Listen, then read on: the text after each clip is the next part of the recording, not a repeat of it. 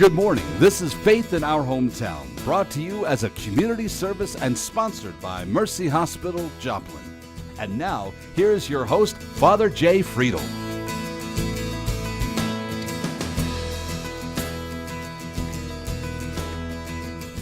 Good morning and welcome again for another Sunday of Faith in Our Hometown. Can you believe that it's December already?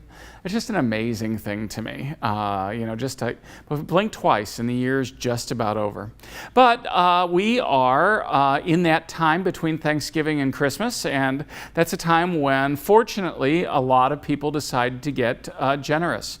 And so one of the things that you can hear if you go to shopping malls, you're doing your Christmas shopping or any of those things, you'll hear that little jingle of the bell. Those little bell ringers are out there. Those bell ringers are attached to the Salvation Army. So this morning, my guest is going to be Major Douglas Stearns, who's the pastor here at Joplin Salvation Army. They use terms like major, okay, but in regular street talk, he's a pastor, just like me, okay? And he's the pastor of our local Salvation Army chapter. So we're going to be right back to talk about those bell ringers and what all that means and how you might continue to be generous. We'll be right back after this Mercy Minute, so don't go away. I have arthritis in my knees, and it was just excruciating. I wish I would have done something sooner. I found myself not able to go up and down stairs, which is bad because we realized we were going to have to sell our house. We decided just to take the worst one first, and we did. I was back to work in 6 weeks. 6 months later, I had surgery on the second one, and I'm back to work in 5 weeks. And I was a little scared, a little apprehensive, even though I knew everything that was going to happen. But I was just impressed. Life is short, and I waited. I think I waited too long.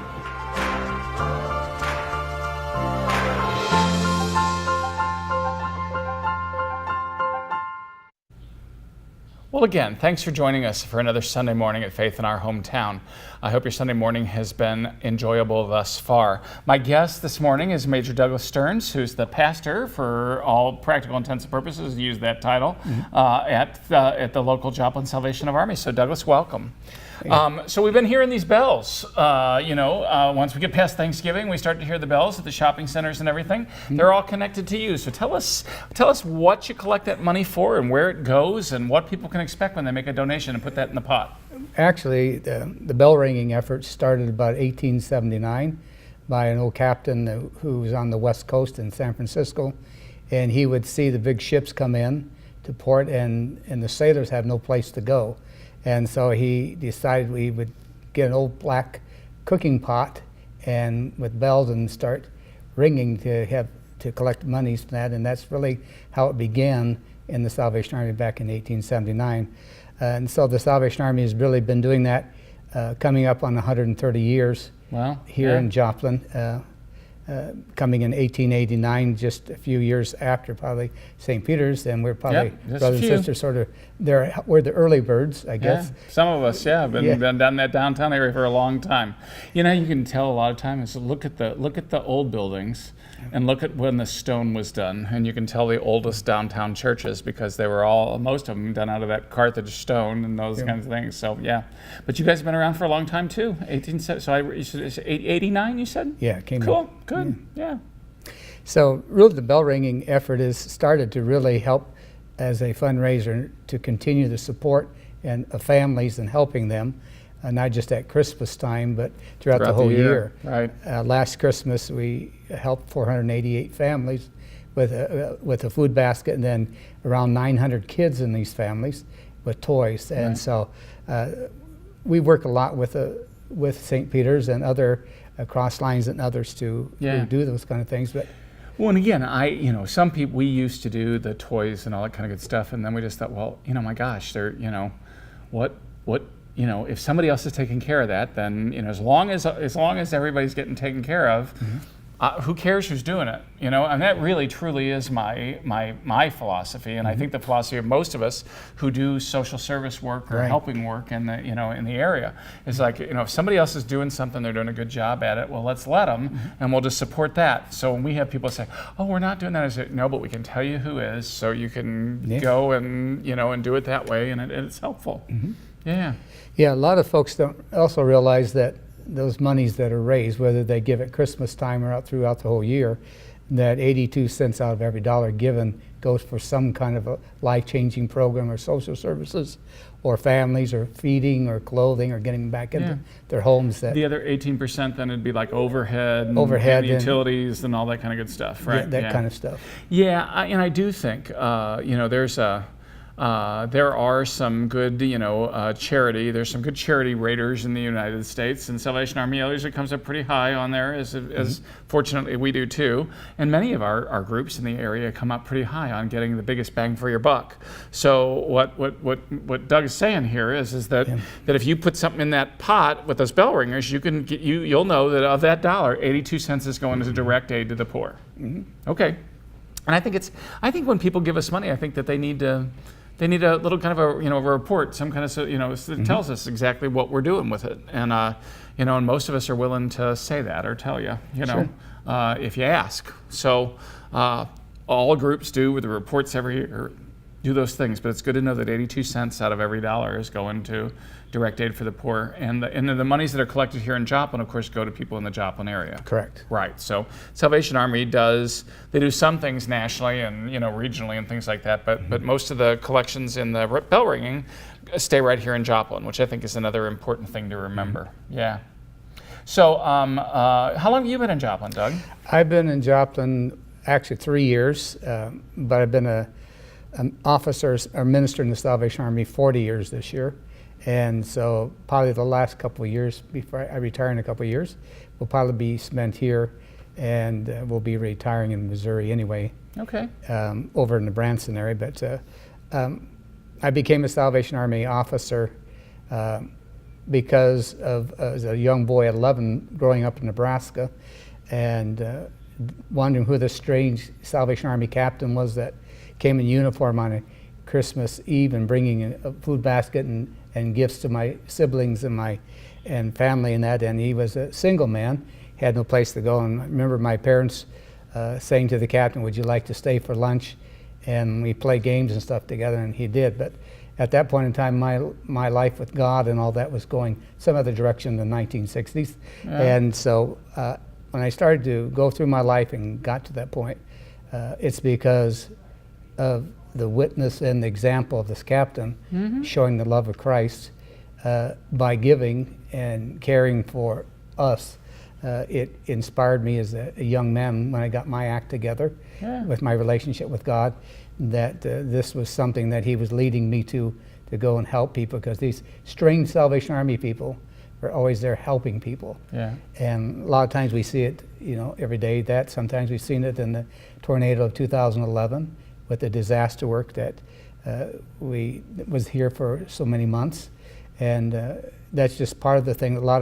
We're sort of one of those quiet voices that a lot of people don't. We don't blow our trumpet or sound and say, "Hey, look what we're doing." We just do it and realize that we're giving it for God the glory and not for us. Yeah. And so as a result of that, here I am now, 40 years later, and saying, well, two years and I'll be retiring, but probably even after I retire, I'll be active. Oh, sure. I hope you'll be volunteering. I'll be volunteering. Yeah, you won't have to do the heavy lifting, but you can sure get out there in the field and do your thing. Yeah. Let me say a little. I just realized as we're talking that I've never had anybody from the Salvation Army on to talk about how how that kind of works within the big umbrella of the world religions, certainly with the family branch of Christianity. Mm-hmm. So you want to just give us a little history on the Salvation Army? And again, it's always interesting. I mean, I'm always aware when I'm talking to somebody, who's an officer, in the Salvation Army, how the language and everything is different. The Army as opposed to church, major as opposed to pastor, and so those things are interesting. And I think some of our viewers have never probably heard about any of that. So you want to say a little bit about that? Actually, the Salvation Army got started in London, England by an old Methodist circuit preacher, William and his wife Catherine Booth, who was with the Methodist Connection, which was with John and Charles Wesley and some of those revivalists at that time. But William Booth, living in London, would see as he would come back on his horseback, going from 6 or 8 churches in one day doing their meetings, and seeing that his countrymen were going through a very struggle of depression, and economy in the 1800s was really bad in England, and seeing that nothing was being done to help the poor or those living on the street. And he saw women walking the streets at all nights selling themselves, and kids running all over. And then he saw that the fathers were having to steal and go to jail, prison, in and out.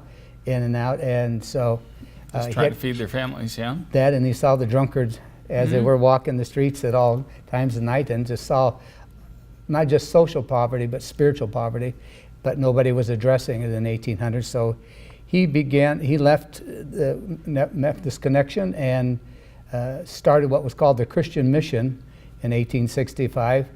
And so those first 10 to 13 years was known as the Christian Mission. And then he thought one day, what are we here for? You know, his main theme was he got old factories, and he would start shelters and soup lines and folks would come in, whether it be families or individuals, and he would get them cleaned up and let them rest in that, and then he would talk to them about their eternal salvation and where they are heading and knowing Christ. And so a lot of his idea was that the Army was a movement, and was to put those new converts back in the church of his day and age. But because in England, the lower class just was not accepted in that point in time, so he had to start places of worship, which they called the hall. And so one day he was thinking, what are we here? Well, we are here because the armies of God are going to come someday and destroy evil and Satan once and for all. So our message is salvation, and we're an army, and we're going to spread across the world. And so we'll call ourselves the Salvation Army. You had to go get it registered in England, and so nobody could take it. A registered trademark. There you go. So in 1878, it officially became known as the Salvation Army. Now it's about going on 154 years old.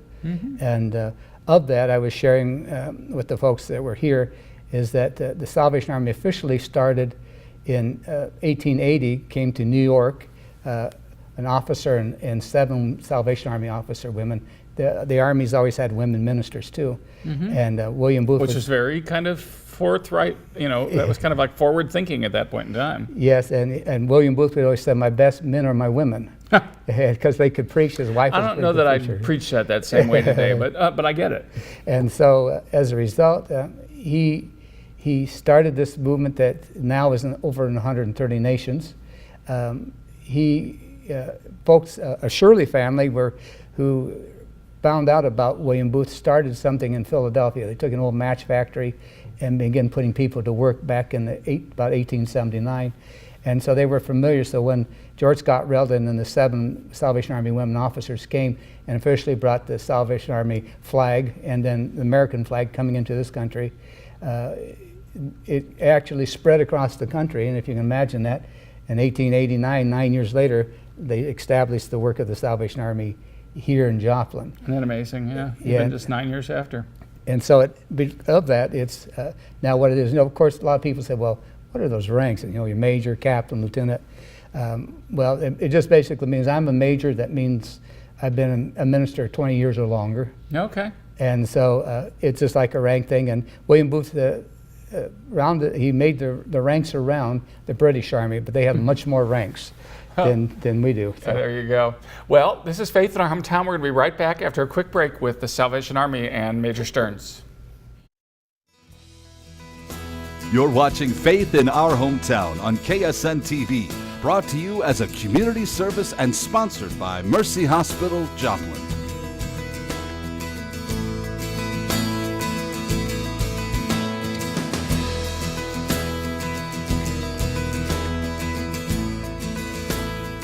Well, again, my guest this morning, Major Douglas Stearns, who is the major here in our local Joplin Salvation Army. which means he's been at it for over 20 years in terms of a rank of major. So we got a little history on the Salvation Army. We got a little history on Joplin and when it came here. So what other things are you guys doing in Joplin? Because you don't just, I mean, obviously we only hear bell ringers between like Thanksgiving and Christmas, but I know you're up to a bunch of other things. We do a lot. I was just saying this last, in 18 so far, we've helped put 40 families back into, that were homeless and living on streets into homes. Great. The big stream across our country now is not so much shelters, but what they call rapid housing or placement housing. And it's getting them in, and the Salvation Army's always had a method of how can we get people not to be dependent on Salvation Army and other organizations. And they have a program called Pathway of Hope.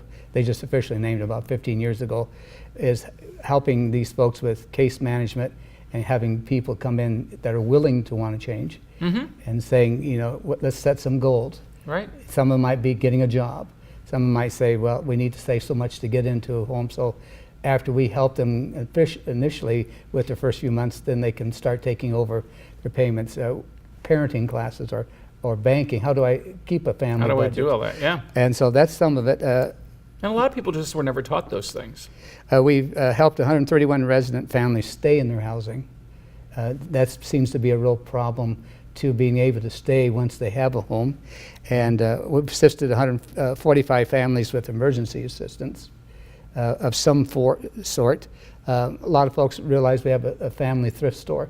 And so that's another big factor that. And that's a great big one there on 7th Street. Yeah. And that's the newest one, because the store that they had open for about 30 days. Right, I remember. Was in the path of the old J-Town. Yeah. And then just got mowed down on that tornado. Yeah. Just took it right out. And so after they did the case management work in helping families initially get back on their feet, they decided, well, we need to build a store, because that's the main source of people having service. Because we have given out 850 vouchers just for clothing and other things just this year alone to those families or individuals that are homeless. And part of the program we started in earlier this year is called Shower the People, and it was because we had to close our shelter in 2016. I've heard some good things so far about this. Again, some of our clients at the outreach have commented to our director, about how Shower the People has been. So say a little bit more about that. I think that's a great program that you all got going right now. Yeah, we started about March, and because we saw that when the YMCA closed downtown, right, and they would have it open for showers and all that stuff, right? And I remember when I was a member at the Y downtown, there'd be people coming in and had their bag with them and said, can I take a shower? And of course, people at the desk could take care of it and everything. So we started that. We do it Monday through Thursday right now, and we've been averaging somewhere between 28 to 35 a week. And so we see that increasingly going. I was just sharing with others that we put this on our website that we were going to be doing this, and we got a call from James Taylor, who was a singer in the 70s. Right. He's still singing. He's singing really good. Yeah. He's still singing, and he's singing really well. But yeah. And he said, well, I don't have soap or shampoos and that kind of thing to help you with, but I have T-shirts. Maybe the folks could use some of these kind of things too. So he gave a generous donation to help us with that, and was very pleased because it was named after one of his songs. Right, yeah. And so Shower the People You Love with Love. Yeah, and so that's really been taken up, but it as we said, we do share with the serving meals, and I think they've increased before I came, and we do one of the evenings we have a mobile feeding where we have 2 or 3 churches come along and help us reach out to these homeless camps and other places, or low-income housing where people don't really have much, or their utilities are not on. And so we may, in that hour and a half or two, serve, I think this summer they served 302 hours, but it seems like the needy, we work with other organizations about the feeding, and of course part of that is Thanksgiving Day that we serve at the Army. Right, yeah. We do get. We gave you a plug. We gave you a plug a few weeks ago. So yeah. I don't know any folks saw it or came, but I know that you and First Christian Community Church do a great job on Thanksgiving Day of opening up the doors to whoever anybody might want to have a meal with somebody. And we realize that there's other organizations and such are helping, and some individuals might get 2 meals and they go from here to there, but that may be all they have. Right? And I mean, and again, I don't, if I'm sitting talking to somebody and it's time for a meal, I always invite, those folks for a meal. I don't care who it is. Mm-hmm. If I'm around people, it's just one of those natural human connective moments. And so, I just think that's what we do. Yeah. If I'm getting ready to have lunch, would you like some? We're getting ready to sit down. You want to share at the table. I think that's part of, it's just one of those natural, hospitable things that I think that we as human beings do for one another. Yeah. And so being able to share a meal with folks, I think, is an important thing. So, but we've seen a real increase of individuals. Some are the same, but we're seeing a lot of new faces that we haven't seen before. And we do get some families with little kids in, but more so it's the adults, unless they're out of school and other things. Right. But we've been serving lately over 4,500 meals a month. And if it goes the direction it goes, it could be over 56,000 by the end of the 18, which is really up for us. And when you think about our Joplin's population being maybe 52,000 now. Right. And even it just tells you we have a real need here in this community. Yeah. And again, we share that type of ministry in terms of the feeding. We had a show a few weeks ago on with our outreach director, again, fixing meals and sharing food and doing those kinds of things. But I do know that is, sometimes you got to take care of, and I think that Booth was one of these people who knew that you can't preach the gospel to somebody if their belly's hungry.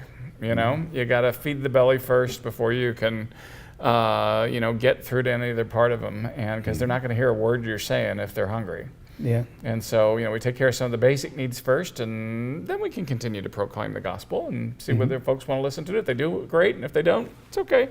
Yeah. We've still done right by them, by trying to reach out in friendship and in love, and that's a good thing. Yeah. Yeah, a lot of people, for years, the Salvation Army slogan was heart to God and hand to man.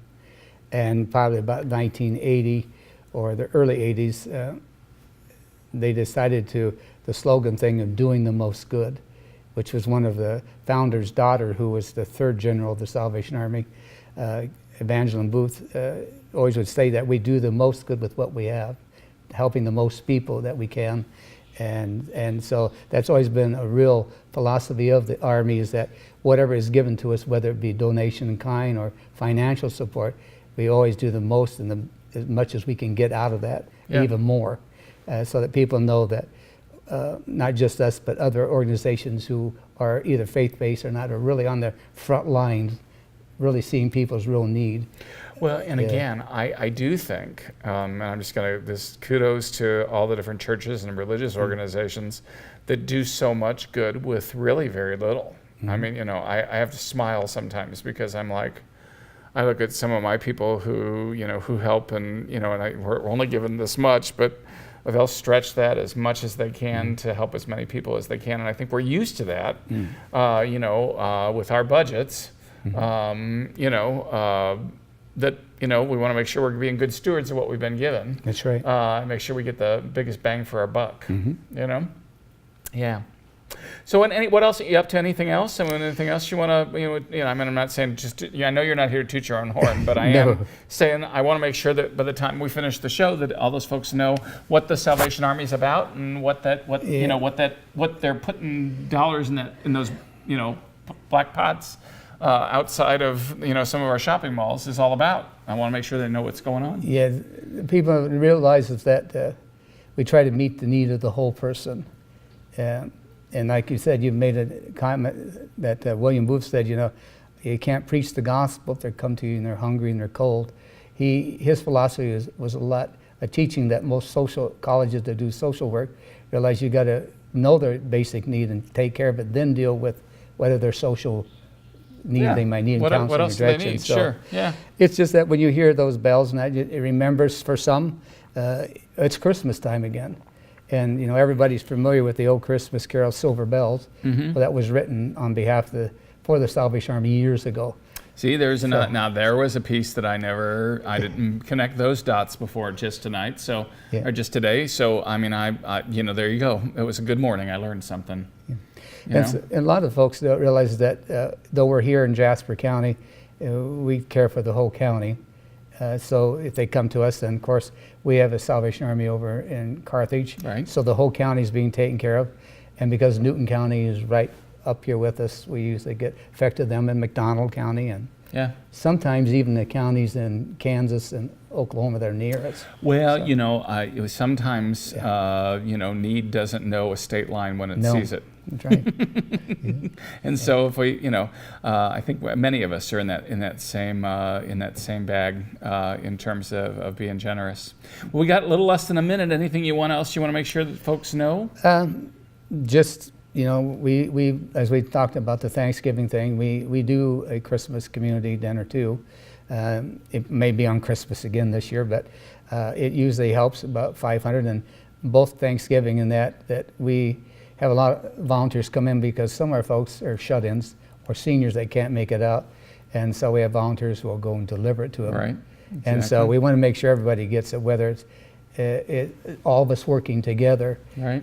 And I'm sure that with everybody feeding in the community, our folks are going to be taken care of. Well, that's the hope and the prayer. Nobody should have to go hungry on Christmas, and I think there's enough food in this community that we can take care of that as long as we know, far enough in advance. We're going to be right back after this Mercy Minute, so don't go away. A new baby changes the world and each of us. The Sisters of Mercy devoted themselves to offering exceptional maternity and delivery care, training generations of nurses to do the same. Mercy continues to answer the same call, to not only care for your baby, but to cherish them too. Mercy, in every era, your life is our life's work. Learn why we serve at mercy.net/legacy. When they discovered there was no hospital, the Sisters of Mercy built one, as they had so many times before, offering healing and hope on the edge of the frontier. Mercy continues to answer the same call, to bring care wherever you or your child need it most. Mercy, in every era, your life is our life's work. Learn why we serve at mercy.net/legacy. Well, again, thanks for joining us for another Sunday morning. As we get closer to Christmas, you'll hear those bell ringers out there on behalf of the Salvation Army. Just realize that's one of the ways that you can give back. And obviously, everybody needs to figure out themselves how they want to do that. But I do hope that this is a spirit, which I think I've been very awed at in the last 12 years I've been in Joplin, watching the way our community is generous. If you want to be in touch with Salvation Army, we're going to flash their number up here on the screen, and then also their website address is right there. You can get in touch with them if you want to help with any of the programs that you heard Major Stearns talk about during our program. I just think that we need to do all that we can during this holiday season, and indeed throughout the year. We are a community that is blessed. We are a community that I think does a pretty doggone good job of trying to care for each other. So have a great week. This is Faith in Our Hometown. Thanks for watching. Faith in Our Hometown can be seen Sunday mornings at 6:30 and 9 a.m. on KSN. Brought to you as a community service and sponsored by Mercy Hospital, Joplin.